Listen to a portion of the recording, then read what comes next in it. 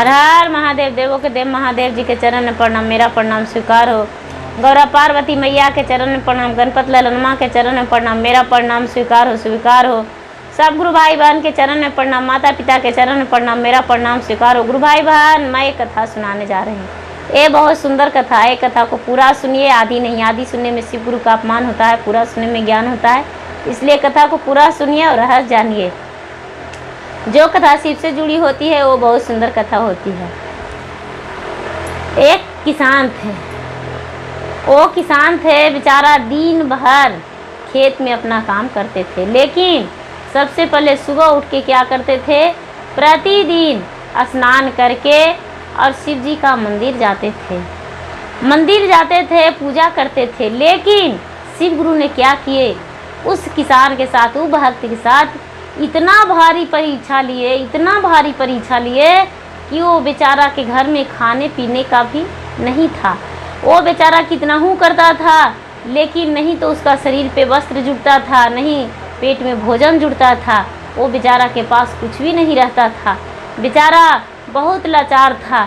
उसको पत्नी बोलते थे, महाराज जो भगवान का पूजा नहीं करता है उसके साथ इतना भगवान करते हैं, इतना धन देते हैं, हम लोग प्रतिदिन भगवान का पूजा करते हैं, लेकिन मेरे पास कुछ भी नहीं है। लेकिन उसकी पति कहते थे कि नहीं नहीं, ऐसा नहीं है, मेरे भगवान ने 4 पुत्र दिए हैं, इससे बड़ा धन क्या हो सकता है। नहीं, मेरे पास है, सब कुछ है, तू पागल हो। अपने पति को बेचारा समझा देते थे। लेकिन एक दिन गौरा पार्वती कैलाशपुरी पर्वत पर देख रहे थे, कैलाश पर्वत पर बैठ के देख रहे थे और इधर उधर ताक रहे थे, देख रहे थे कि जो सुबह उठे और पहले बिना आंगन में झाड़ू लगा दिए उसके घर 2 तल्ला 3 तल्ला है, और जो बेचारा सुबह उठ के पहले झाड़ू लगा के ब्रश दतमन करके और स्नान करके जो शंकर भगवान के मंदिर जा रहा है, वो पानी पी के पूरा दिन बिता रहा है, उसके घर खाने का भी नहीं है। जब शंकर भगवान गौरा पार्वती के पास गए तो गौरा पार्वती मुंह फेर लिए। शंकर भगवान पूछे, अरे आप मुझे देखकर मुंह फेर रहे हैं, बताइए क्या हुआ। ये बोलती है बेचारी गौरा पार्वती, महाराज आपसे बात करना ही व्यर्थ है, आप बहुत पापी हैं, निर्दयी हैं, आपके पास कोई दया नहीं है, आप बहुत बड़ा पाप करते हैं। शंकर भगवान बोले, महारानी बोलिए तो क्या हुआ, क्यों ऐसे कर रहे हैं। ये बोले, नहीं नहीं, हम इसलिए कर रहे हैं कि जो आपके भजन नहीं करता है, पूजा नहीं करता है, उसको कितना धन दिए हैं, उसको किसी चीज़ का कमी नहीं है।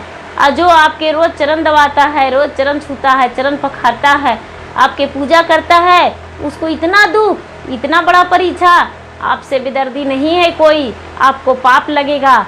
ये बोले, कौन है तुम्हारे नज़र में जो ऐसा हुआ है। ये बोले, बेचारी पार्वती बोले, महाराज देखिए नज़र उठा के कि एक गांव में, पूरा गांव में एक ही है जो प्रतिदिन आपका पूजा करता है, प्रतिदिन सेवन करता है, आपका जाप करता है, नाम से धूप दीप दिखाता है।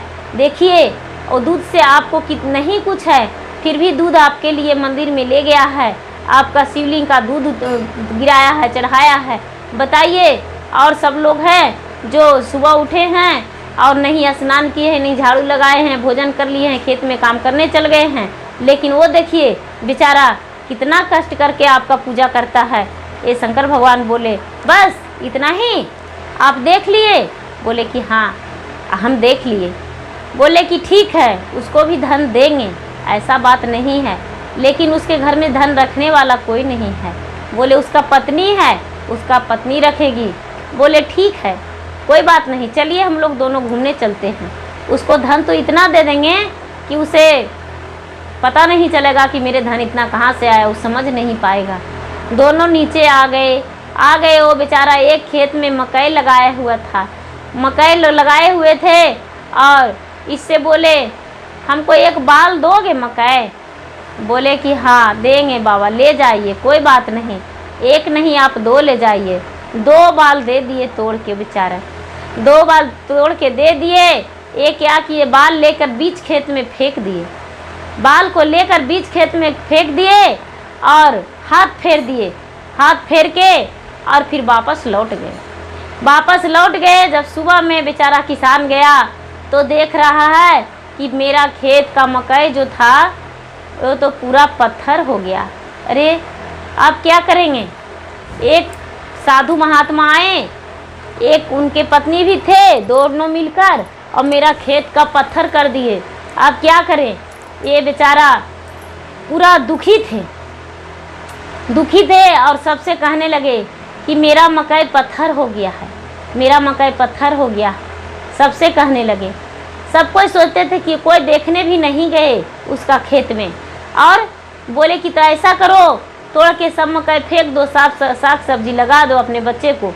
लेकिन उसके बच्चे ने क्या किया कि एक बाल तोड़ लिया और ले जाके दुकान में दे दिया कि देखिए ना, ये मकैया लीजिएगा, से देखिए तो ये मकैया थोड़ा सा लेके आओ, हमको थोड़ा सा आज दे दीजिए, भात खाने का मन कर रहा है, थोड़ा सा चावल दे दीजिए ना।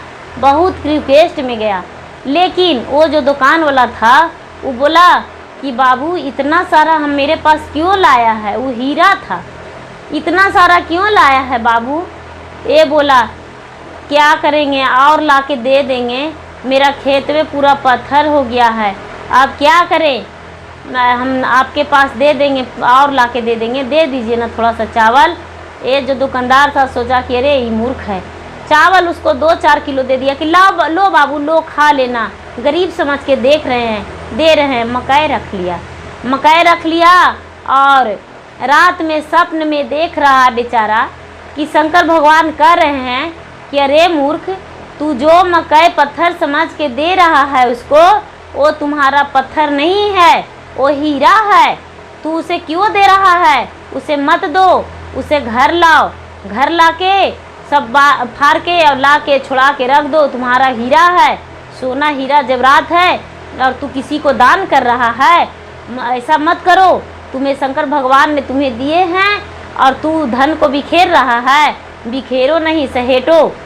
लेकिन ये बात को नहीं समझा। सुबह हुआ और एक बोरा में तोड़ के फाड़ के और सोच रहा है कि कहीं गड्ढा गुड्ढी में डाल देंगे और फेंक देंगे, और क्या करेंगे इस पत्थर को।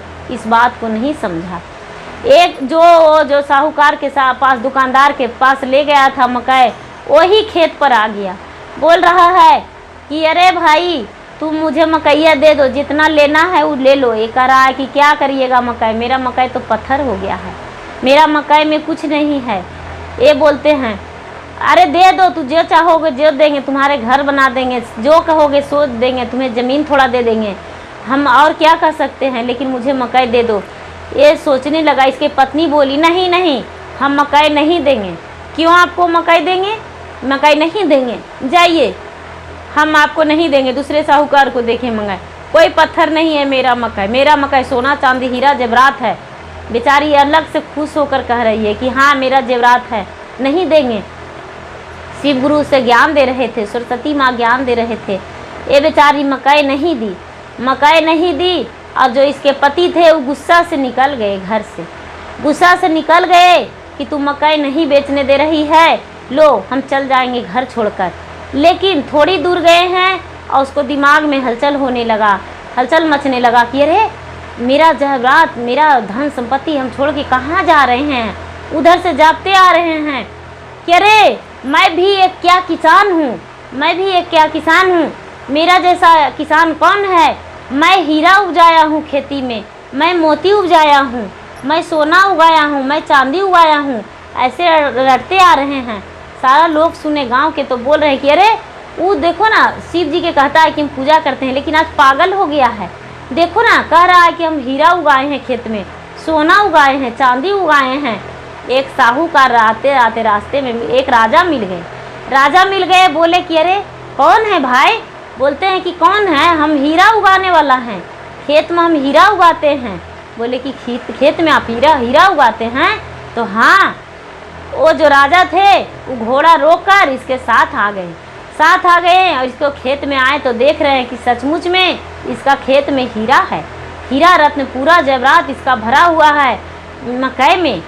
ये बोले अरे आप तो बहुत धन हैं, आप लड़का को शादी कीजिएगा, मेरा लड़की से।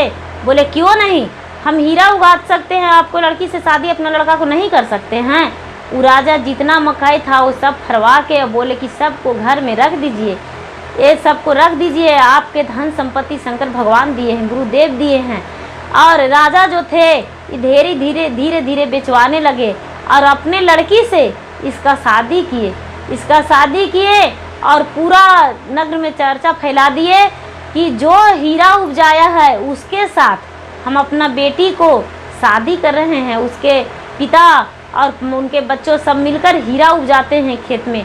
पूरा नगर के लोग उनको देखने आते थे, सलामी देते थे, पैसे देते थे। ये बेचारा के पास इतना धन हो गया कि कहना ही नहीं।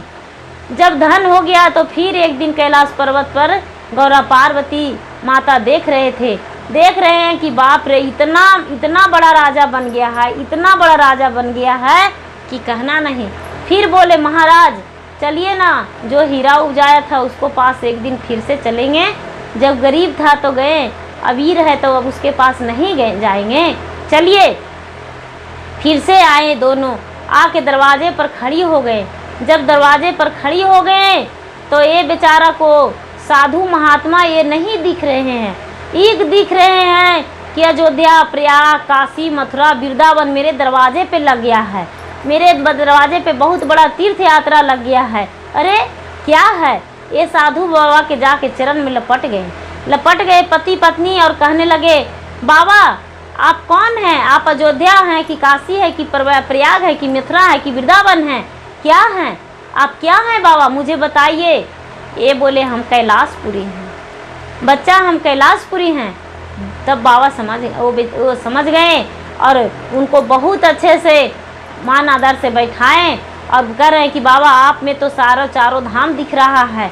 बाबा आप हम धन हो गए, आपसे मुझे दर्शन हो गया। बाबा जब आप दर्शन दिए थे तो मेरा खेत में हीरा उपजा था, आज दर्शन दिए हैं तो मेरा घर ही कल्याण हो जाएगा। बाबा हम धन हो जाएंगे, मुझे मुक्ति चाहिए बाबा, मुझे मुक्ति चाहिए। ये बाबा बोले ठीक है, तुम्हारा मुक्ति मिल जाएगा, ठीक है, अच्छा है। और बाबा ऐसा कह के अंतर ध्यान हो गए और दोनों का मुक्ति मिल गया, पति पत्नी का। उनका चारों बच्चे रहने लगे, खुशी खुशी जीवन बिताने लगे और दोनों का पति पत्नी का मुक्ति मिल गया। जीते स्वर्ग गए, शिव गुरु के साथ ही चल गए और शिव गुरु आगे से पीछे से ये दोनों चल गए, स्वर्गवास हो गया। जीते जी इनका जलाने का, कहीं ले जाने का कुछ नहीं, शंकर जी के साथ धर लिए। शंकर जी आगे से चल गए, पीछे से धर्मराज भैया को भेज दिए, धर्मराज इसे लेकर चल गए। चारों बच्चन सुखी जीवन बिताने लगे, किसी चीज़ का कमी नहीं हुआ। जो माता पिता करते हैं वो बच्चों का मिलता है, उसके माता पिता किए और बच्चों का सुख मिला। माता पिता अच्छे कर्म करते हैं तो बच्चों का अच्छा मिलता है, माता पिता बुरे करते हैं तो बच्चों का बुरा ही मिलता है।